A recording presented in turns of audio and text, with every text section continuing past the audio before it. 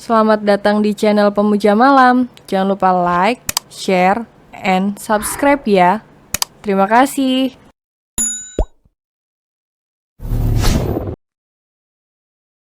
Episode 23 Rencana Jahat. Suara ketukan pintu membuat mereka berempat menoleh secara kompak.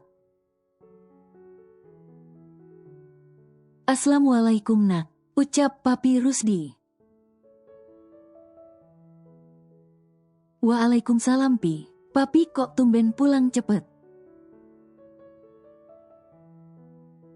Ucap Viko. Iya ko, di perusahaan pekerjaan gak terlalu banyak. Makanya Papi bisa pulang agak sore, ucap Papi. Ada Nak Heni dan Nak Reza. Mau nyebarin undangan pernikahan ya? Tanya Papi Rusdi. Bukan Pi, Viko mau pinjem motornya Reza. Makanya Reza kesini nganterin motor miliknya, ucap Viko. Tumben kamu mau naik motorku. Biasanya takut kena debu, takut panas. Takut apalah itu kalau disuruh naik motor, ucap Papi Rusdi. Ya elah Pi, ini tuh keinginan calon junior Viko Pi, ucap Viko.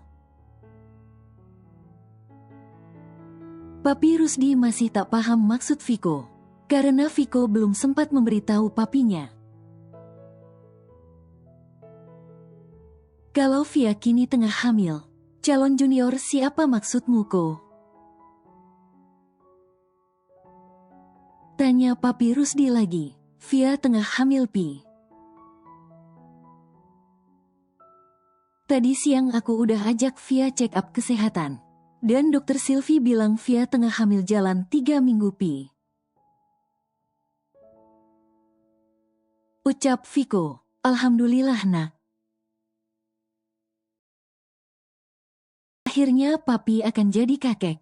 Terima kasih nak, ucap Papi Rusdi menghampiri Via lalu memeluknya. Iya Pi, Via juga terima kasih banyak. Karena Papi sudah sangat baik kepada Via. Ucap Via, itu nggak masalah nak. Sekarang aku akan menelpon Mizan. Ia pasti senang mendengar kabar bahagia ini. Ucap Papi Rusdi. Tadi Via sudah nelpon Mama Pi, Mama bilang besok bakal kesini. Sahut Viko. Ya udah kalau begitu, Papi naik ke atas dulu ya. Papi mau istirahat, ucap Papi meninggalkan ruang tamu tersebut.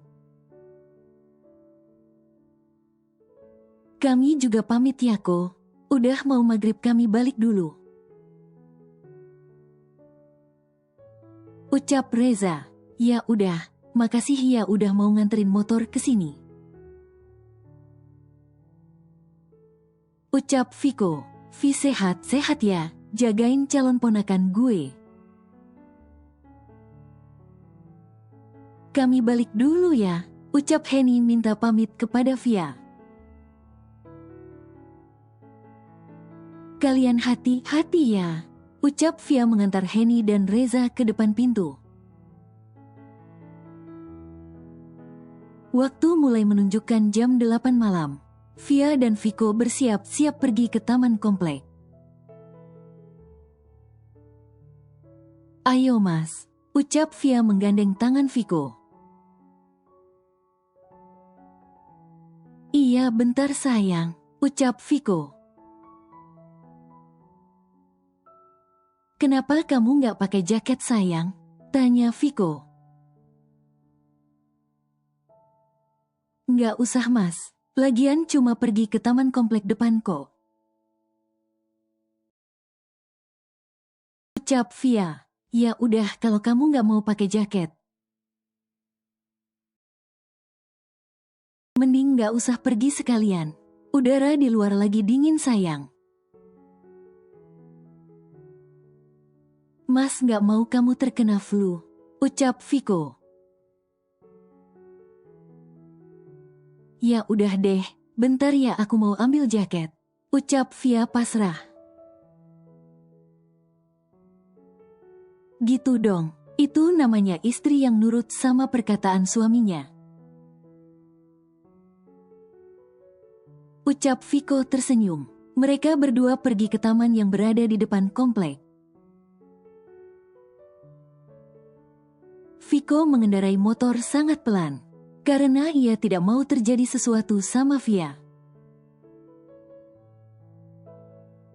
Setelah sampai di taman, Via mencari tukang bakso yang biasanya dagang di taman tersebut.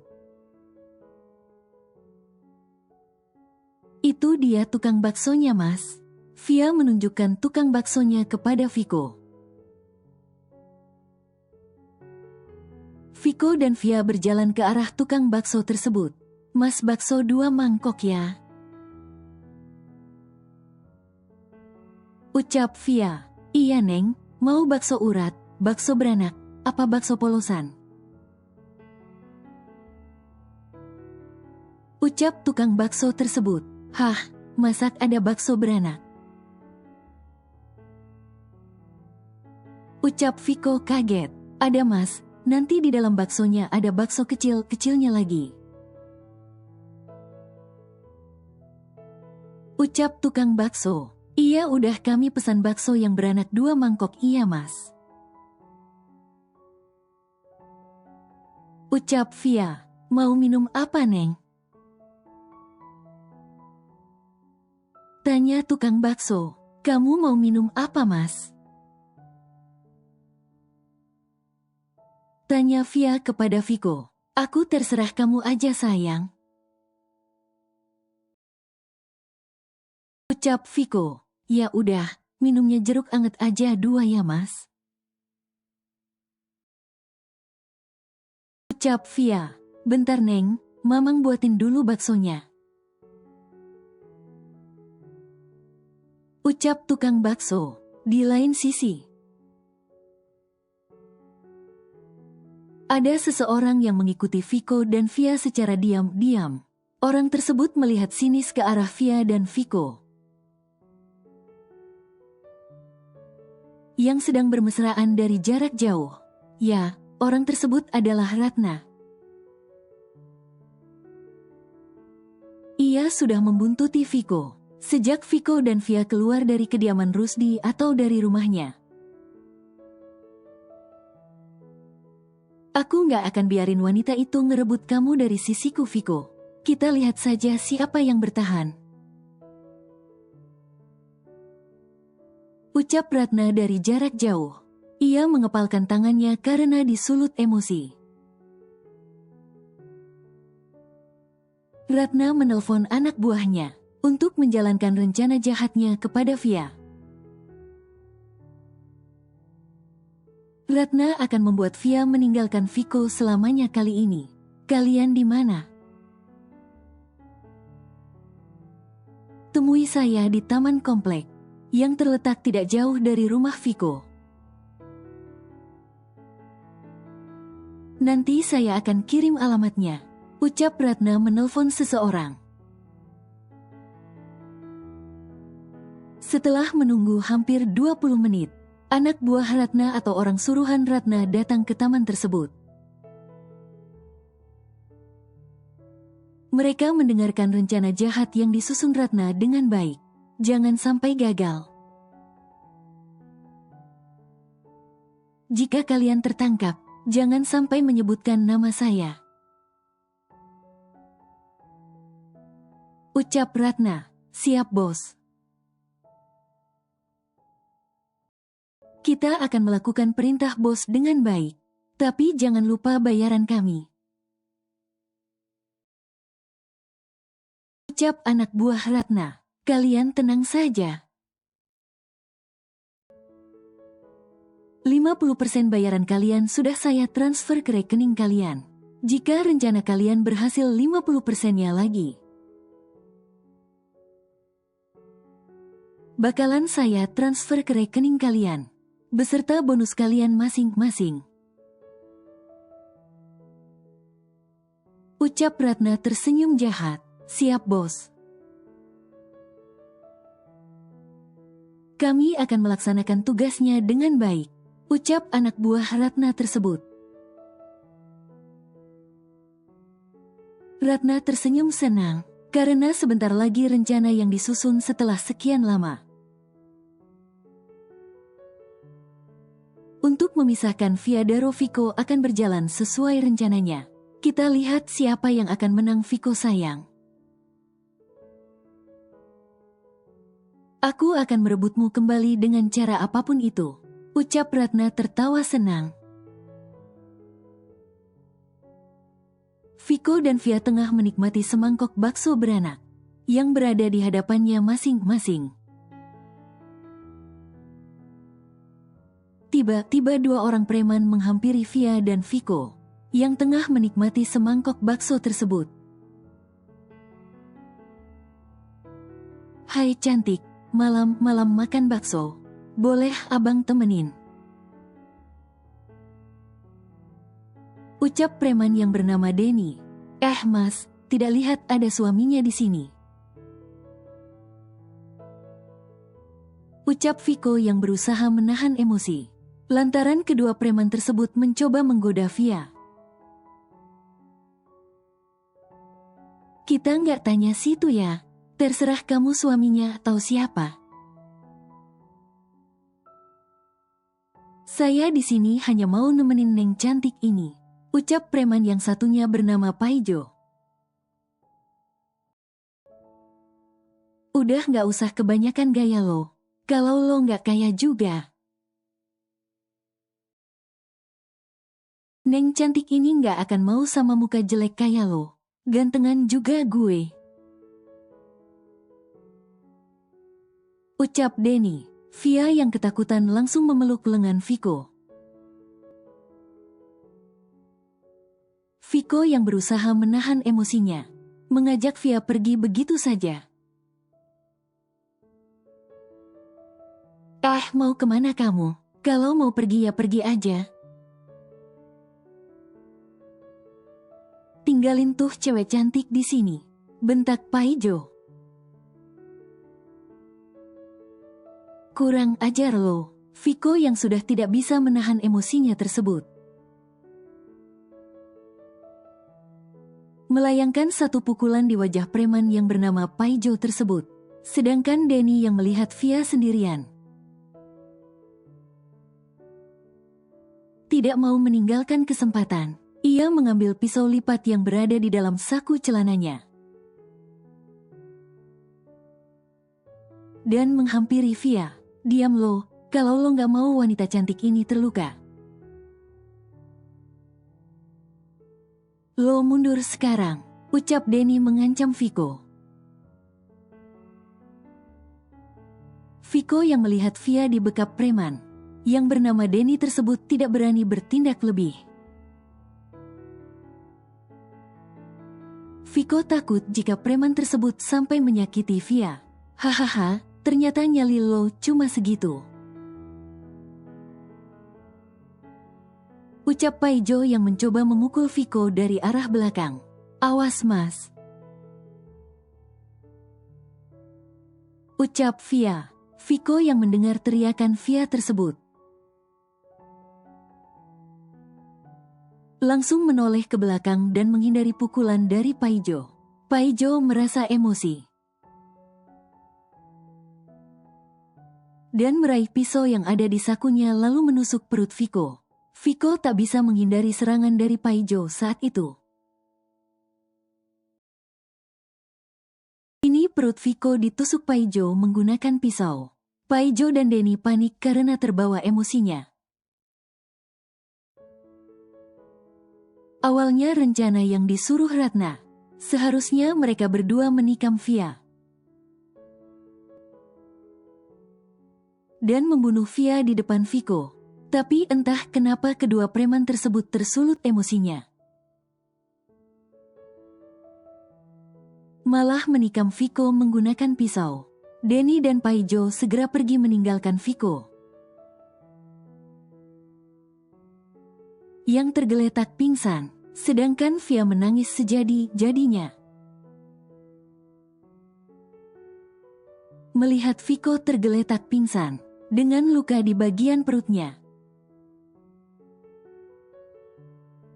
"Neng, ada apa ini?"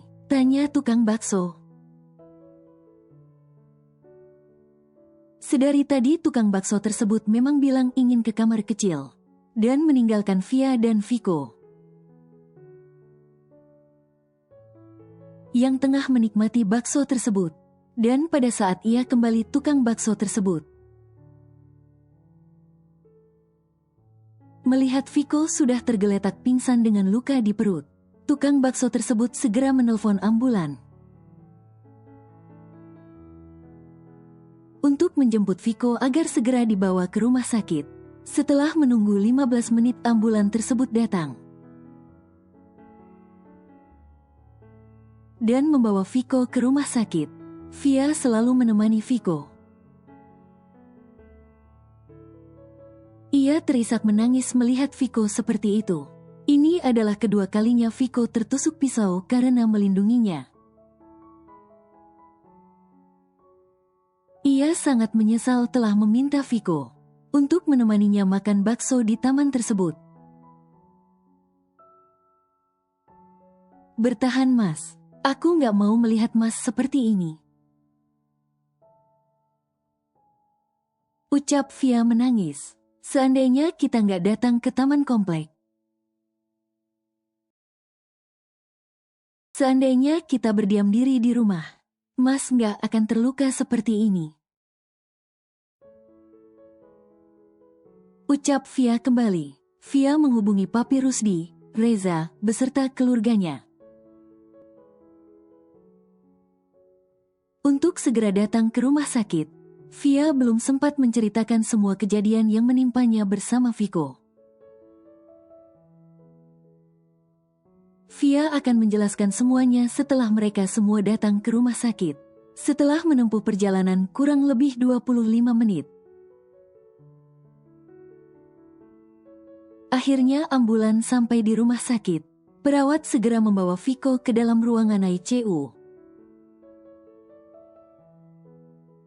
agar keadaannya segera ditangani. Via menunggu Viko di luar ruangan.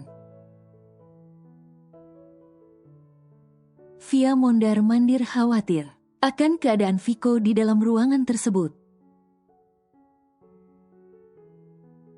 "Nak, gimana ini bisa terjadi?" ucap Mama Yanti yang baru saja datang. "Ceritanya panjang, Ma, Hicks." Via menangis di dalam pelukan Mama Yanti. Setelah semua orang datang termasuk Papi Rusdi dan Reza, Via menceritakan semuanya. Papi Rusdi yang mendengar cerita Via tersebut akan mencari preman tersebut lewat CCTV yang berada di taman komplek. Papi Rusdi akan membuat perhitungan yang setimpal kepada kedua preman tersebut. Di lain sisi, Ratna panik karena rencananya tidak berjalan sesuai yang ia inginkan. Ratna ingin membunuh Via di depan Viko. Malah kebalikannya, Viko lah yang terkena tusukan pisau dari preman suruhannya tersebut. "Kurang ajar," ucap Ratna menamparkan salah satu preman yang bernama Paijo. "Saya suruh kamu membunuh perempuan jala itu. Kenapa malah menusuk lelaki yang saya cintai?" bentak Ratna kepada kedua preman tersebut. "Maaf Non, kita terbawa emosi," ucap Paijo. "Kalian pergilah dari kota ini. Jangan sampai kalian tertangkap oleh keluarga Rusdi. Jika kalian tertangkap dan berani menyebutkan namaku, Saya tidak akan sungkan melenyapkan kedua keluarga kalian, ancam Ratna. Sekarang kalian pergi, ucap Ratna. Kedua preman tersebut pergi meninggalkan rumah Ratna. Ia segera pergi keluar kota. Agar tidak tertangkap oleh anak buah keluarga Rusdi.